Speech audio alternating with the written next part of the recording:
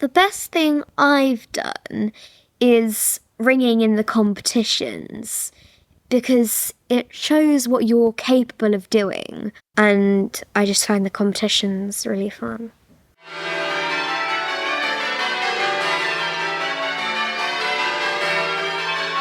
Hi, welcome to Fun with Bells, a podcast for bell ringers, hosted by me, Cathy Booth. In February this year, I was contacted by Jen Thomas, the Kent County Association Youth Officer. As a result, we've got 2 episodes about the Kent Young Ringers. In this first episode, I interview 3 young ringers and 1 non-ringing parent. I also briefly catch up with them while they're having lunch at the Ringing World National Youth Contest. Firstly, I'm talking with Oscar, who's 13, and Lottie, who's 11. Firstly, asking Oscar when and why he started ringing. So I started ringing October 2019.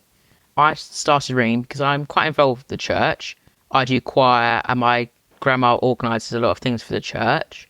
I thought it'd be quite nice to start learning bell ring because I see people going up there to ring the bells. I thought, why not have a go at it? I really enjoyed it my first time. Lottie, what about you? I started ringing in 2017 when I was 5. I started ringing because I saw that my dad had the key and he kept taking my brother up, and I really wanted to have a go. So I had a go on about 4 boxes, and then I really enjoyed it and continued. So now I want to ask both of you, what's enjoyable about ringing? What do you like about it? It's very sociable. You know a lot more people. And also, once you've learned how to ring, you can go to pretty much anywhere where there's bells and just say, oh, could I have a ring? And then you get to meet a lot of new people, make some more friends. And it's a very interesting thing to do. So you like the sociable side of it? Yeah. Yes. Okay, Lottie, what about you? I think that talking and meeting new people and ringing different types of bells and getting to know different bells is quite fun. What's been the hardest thing to learn? So far, I've just started learning some new methods. And when you have a method, you can make it a bit more difficult with something called a touch of it. And I learn all those different touches, which I'm just starting to find a bit more tricky. Right. Yeah. Okay, what's a touch? So when you have a method, which is when all the bells will do the same thing usually, but just in a different order. If you have a touch, such as a bob or a single, some bells will switch places. So if you'll do something in a different order, or you'll make something called a dodge, and it'll just basically change what you're about to do. Okay. I think I might ask you some more questions about dodges and things like that later as well. Lottie, what for you has been the hardest thing to learn? So the hardest thing that I found to learn is putting the strokes together, which is handstroke and backstroke. Handstroke is where you pull the fluffy part of the rope, called the sally, and backstroke is where you've gone all the way up. You've pulled on the sally, the rope's gone down and gone back up. And when you're holding the bell up at the back, that's called backstroke. That's the hardest part I found. The hardest part, the backstroke, or putting the 2 together? Putting the 2 together. Oscar, I'm going to ask you, what's been your greatest or latest achievement as a bell ringer? I'd say my greatest achievement was probably learning actually how to ring the bell. So once you put the 2 strokes together, it opens a gate to so much more. It's a really good feeling because then you can start to ring with other people as well. It's such a big step in actual bell ringing. And Lottie? My greatest and my latest achievement is ringing a handbell quarter peal with my father. Handbells are the mini little bells, but a quarter peal is 36 to 50 minutes of constant ringing non-stop. Okay, and you've done that recently? Yeah. Ah, right, well done. Have you rung a quarter peal? I've only run a quarter peal on real big bells in tower bells. I'm not very good at using the handbells yet. I've rung 20 on big bells and 1 on handbells. Do you have any tips for people who are learning, Oscar? I'd say for people who are learning, try not to rush, because if you haven't mastered your backstroke or handstroke, it's very hard to put them together. And as you go later on down the line, if you haven't learned it properly, you'll get people telling you that's not how you're meant to ring. And then you'll have to relearn it, which creates a huge pause. Also, when someone's more experienced than you and they're telling you something, always listen to them because they normally know what they're talking about. Good. Those are two good tips. Lottie, do you agree with those? Do you have more? I do agree with those tips. And my extra tip is don't just stress about, say you're ringing in rounds, which is however many bells you're on, to 1 to however many bells you're on. Don't stress if you go wrong. Just try and get back into the right place. And if you've got someone stood next to you, they will probably help you. Don't stress and go with it. If someone in another part of the country wanted to start a young ringers group like the Kent Young Ringers, what do you think it would be important for them to do to set up a good one? I would say that you could start putting together a striking competition team and allow anyone in from a certain age to a certain older age in, and just let them try and don't hold them back and just go with it. I'd say that also you've got to hold regular practices at different towers. And also when you get groups of people, obviously they'll all be at different levels normally. So just make sure that everyone gets a chance to ring what they need to ring or what they want to ring. It makes it a lot more interesting and fun for people. Yeah, and I agree with what Lottie said about not holding them back. Yeah. What's your experience of striking competitions? So I've rung maybe 4 or 5 striking competitions. One of them being with a home tower, Rochester Cathedral, and another one being RWNYC, which stands for Ringing World National Youth Contest, for any team in the country to join and go to one tower and compete. My team, the Kent Young Ringers, came 3rd in the 23 competition, and on July the 6th, we have this year's in London, last year's was in New York. So you're looking forward to that then? Yeah. Oscar, what about you? What is your experience of striking competitions? I haven't done very many striking competitions yet. I've done a couple, probably 2 or 3, and I really enjoy them because you get a whole day out and you go to different places and just get to know everyone a bit better. And obviously in July, as Lottie said, there is the Ringing World competition coming up. And it's quite good because I'm in the team that you've got a captain, and Jen has named me as the reserve captain, which is quite nice. Yeah. Oh, wow. So I'm hoping the captain's not ill. Very good. Yeah. And what do you like about ringing in competitions? We get to compete, get rewarded, and we also, which is the main part, we get to know each other, as Oscar said, and ring at different towers and experience those bells. I'd say ringing competitions, it's quite nice because although you've been practicing for a long time, or maybe not a long time, but you have practiced for it before, and it's just sometimes when you've got that feeling, you ring a bit better because you can have that feeling that if you do ring really well, you get a reward, such as like a trophy or, like Lottie said, rewarded by the people around you.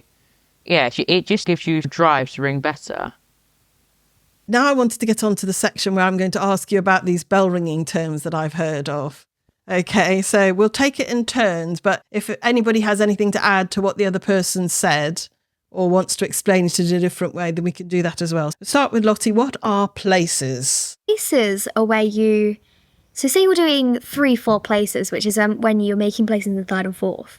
Now the places part is where you do 2 notes, as in the 2 dongs in that place. So say you're doing 3 places, you go 3rd, 3rd, and then you move to 4th and do 4th, 4th, and you keep doing that until the conductor, who's the person who's telling you what to do, says that's all, which means stop what you're doing and stay where you are. Okay. Oscar, can you have a go at explaining places? What I'd say is when you're ringing, every bell has its own place. So if you're ringing 1, 2, 3, 4, 5, the bell 1 is in 1st place, 2 is in 2nd place, 3 is in 4th place, etc. When someone says 3 or 4 go places, 3rd bell will do 2 dongs in 4th place. Then after those 2 dongs, you're going to 3rd place, dong dong, and it'll keep doing that until this is all. And the 4 will do the same thing, but instead of going in 4th place for 2 blows, it'll go in third place for 2 bows. So what the bells are actually doing, they're just swapping round for 2 dongs. Okay, thank you very much. The treble. I know that everybody starts with, because I can hear it, they say, treble's going, she's gone, isn't it? Yes. And I know that's the lightest bell, but is there anything else you can tell me about the treble bell? Is it always the lightest bell? Yeah, it will never be the heaviest bell, because the heaviest bell is called the tenor, which is the heaviest bell, and the lightest bell is the treble because It's the highest pitch. So is that, do I actually know about the treble then? It sounds like I know that. yeah. Right, okay. I don't know the next one. Cover bell. What's a cover bell? When you're ringing anything, a method, just some rounds, a cover bell is the bell that's always going last. So if you're ringing on 8 bells, 1, 2, 3, 4, 5, 6, 7, maybe doing something completely different. But the job of the 8 bell is to always just stay last. And being last, because it's on 8 bells, it'll be in 8th place. Or 12 bells, 12th place. Doubles, minor, triples. What are those? Minor, triples, doubles, major. They all classify what amount of bells you're ringing on. Minimus is the smallest, which is 4 bells. Doubles is 5, minor is 6, triples is 7, major is 8, caters is 9, royal is 10, sinks is 11, and maximus is 12. Then from there on, they stop giving them special names and just say 13 and 14 and so on. If you're ringing on 3, it's singles. So I'm pretty sure that's the smallest up before minimus. Now, you mentioned dodges earlier, Oscar. What is a dodge? A dodge is very similar to places, except in places, you'll go 2 dongs in fourths and 2 dongs in thirds. With dodging, you only do one dong.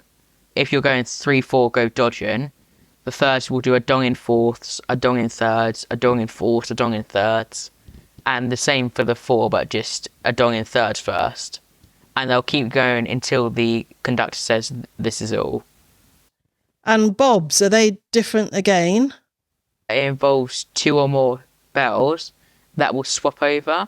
In a method, such as playing bob doubles, when a bob is called, or if in a touch, a bob will be called, and that will affect all the working bells, which are all the bells that are doing some interesting things in the method.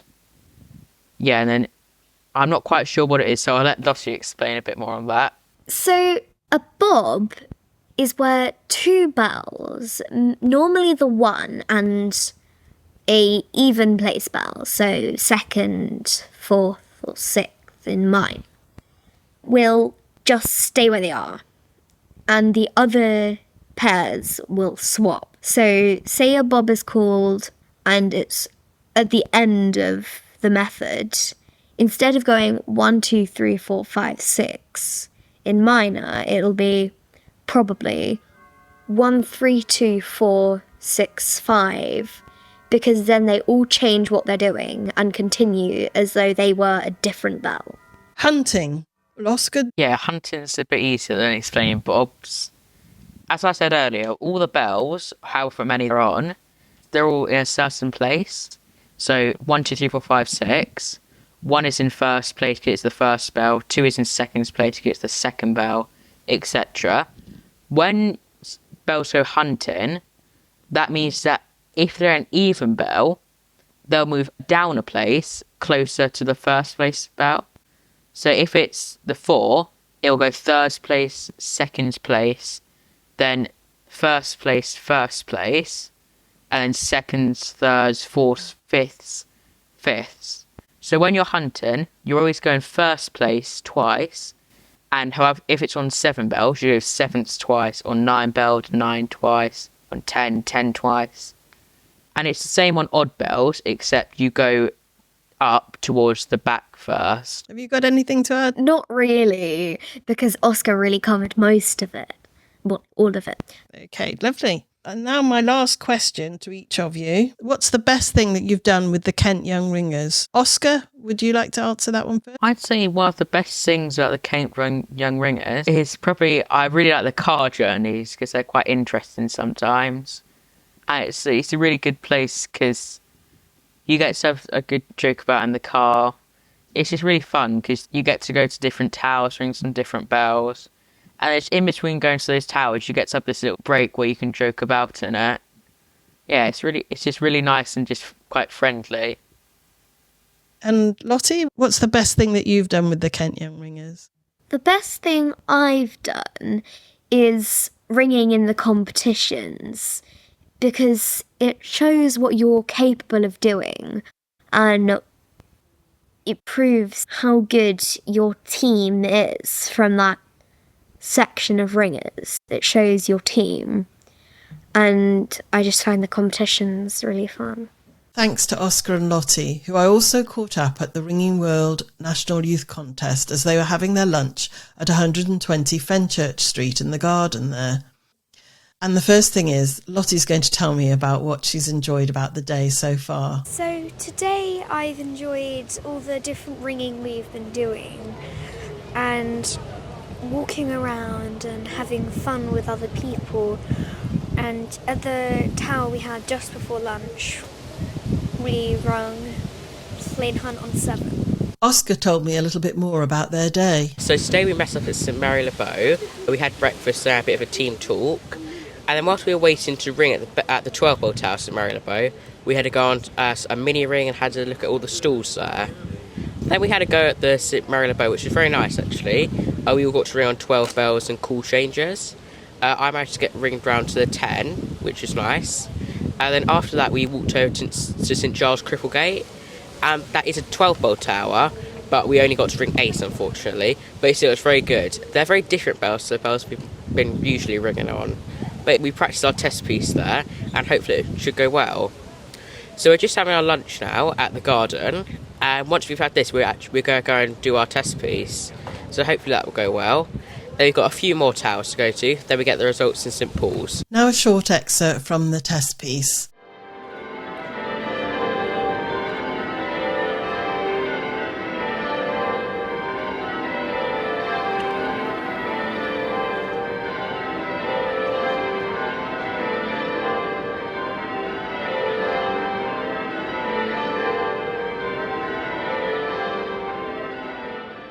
Flo, who is 11, is one of the Kent Young Ringers, and we might have a quick word with Hannah, Flo's mum as well. But first, Flo, how long have you been learning to ring? 2 years in August. Right, okay. And do you have any family that are ringers? No. No. How did you start ringing? I was in class and then my teacher said, raise your hand if you want to start bell ringing, as other people in the year above had started. Mm-hmm. And then I put my hand up and then I got chosen to do it. And what made you think of doing it? It's a nice thing to try do, and it's just nice to learn something new. What do you enjoy about ringing? I enjoy that loads of people can hear you and they can enjoy your ringing. And what's been the hardest thing to learn? Plain Hunt. Ah, right. Plain Hunt. What's been your greatest or latest achievement as a bell ringer? Quarter peal. You've done a quarter peal. And how long ago was that? Probably like 3 months ago. Do you have any tips for people who are learning to ring? Don't give up. It gets better and better as you get going. And it's a nice thing to learn. And also, you gain new friendships and you can learn something new. Have you been in a striking competition? Yes. And what did you think of that? It was fun and nice to do. What do you like about the Kent Young Ringers? Oh, well, I've been ringing in lots of competitions and I rung for like the Queen's death, her Jubilee, D-Day and Coronation. Now, I was going to ask you some of the bell ringing terms that I've heard. Do you remember I said that I'm not a bell ringer, and there were some terms that I'd heard of, but I wasn't quite sure what they were, and see if you could Mhm. tell me. The first one is the Sally. What's the Sally? It's like on the ropes, it's like the fluffy bit. The Sally's the fluffy bit where you hold the rope.